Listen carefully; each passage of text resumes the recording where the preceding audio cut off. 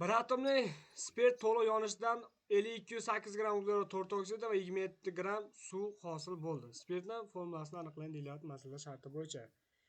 Demak, noma'lum spirt yongan. Umumiy formulasi qanaqa edi? Sn H2n plus 1 OH yoki plus 2 holatda yozamiz. Bolalar esinglarda bo'lsa, yonish uchun qancha karbonat, qancha suv, qancha kislorod miqdori koeffitsiyentlarni esinglarda bo'lsa, umumiy tenglab chiqamiz. Plus suv holatda yozamiz. N molekular. Koeffitsiyentlarni aytinglarchi. N molekular. Karbonat yoniga necha qo'yaman? N. Suvni N yonigachi? plus 1. 3. N plus 1. Kislorod 1,5 yoniga N. 1,5 N holatda yozamiz. Bolalar qaranglar.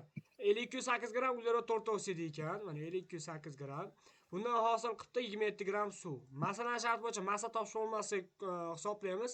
Mana bu massasi 44 gram bo'lsa, 44 n ga to'g'ri keladi karbonat, suvniki esa 18 dan n ko'paytirsak 18 n plus 18 da 1 ga ko'paytirsak 18 holatda yoziladi.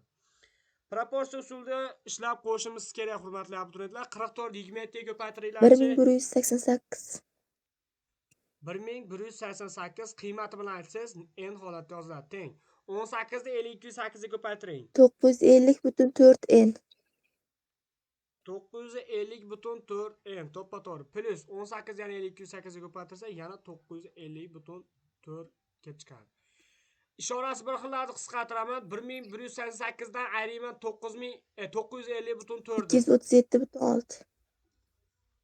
Ana 237,6 qiymati bilan n shu teng bo'ladi 950,4 ga. Endi qiymatini topish uchun 950,4 da bo'laman 237. N teng 4.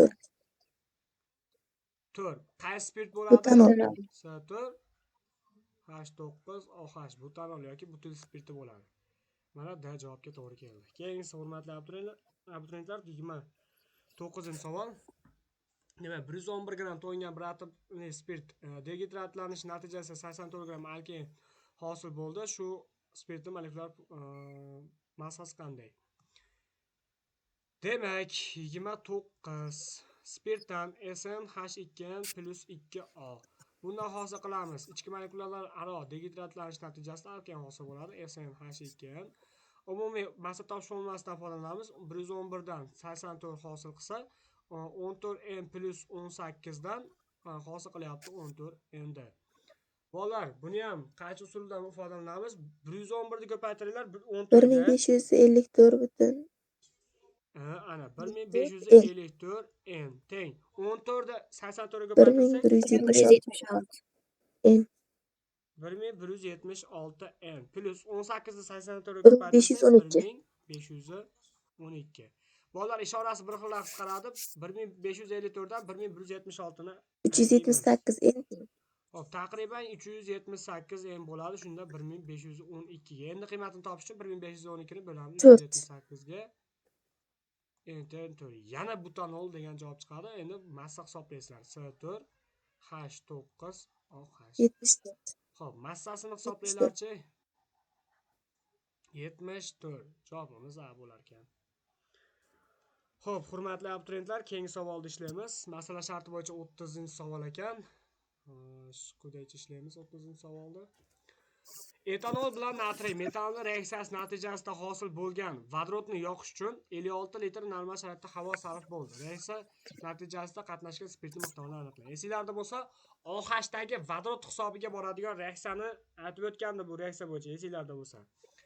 Endi 56 litr havo deyilyapti. Havo tarkibida necha foiz kislorod edi? 20%. Ana 56 litrimiz umumiy 100% deb hisoblasak, 20% kislorod bo'lganda qancha deb 11,2. ana 11,2. 11,2 litr kislorodni bo'laman 22,4 litrga. Bunda miqdor kelib chiqadi.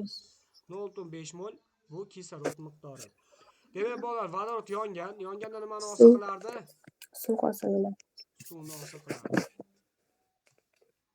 H2 plus O2 teng suv. Reaksiyani tenglayman. 2 qo'ysam reaksiyamiz teng. Xo'p, miqdorni hisoblayman. 2 mol uchun 1 mol, 0,5 mol uchun 1 mol bo'ladi vodorod. Endi xo'p, OH dagi vodorod hisobiga birikadigan reaksiyani yozamiz. Etanolga C2H5OH ga qo'shamiz natriy oksid metalni. Bunda natriy alkakalitni hosil qiladi. S2H5O natriy plus vodorodni hosil qiladi. 1/2 qo'ysak reaksiyamiz teng vodorodni o'rniga. Xo'p, 1 moldan masala sharti bo'yicha nima so'ralgan? Spirt miqdori. Reaksiya natijasida qatnashgan spirt miqdori so'ralgan. Demak, 1 moldan 0.5 mol vodorod hosil qilsa, biz masala sharti bo'yicha 1 mol edi bu ham. 1 moldan qancha qatnashgan deb hisoblaymiz. 1 ni 1 ga ko'paytirib 0.5 ga bo'lsak 2.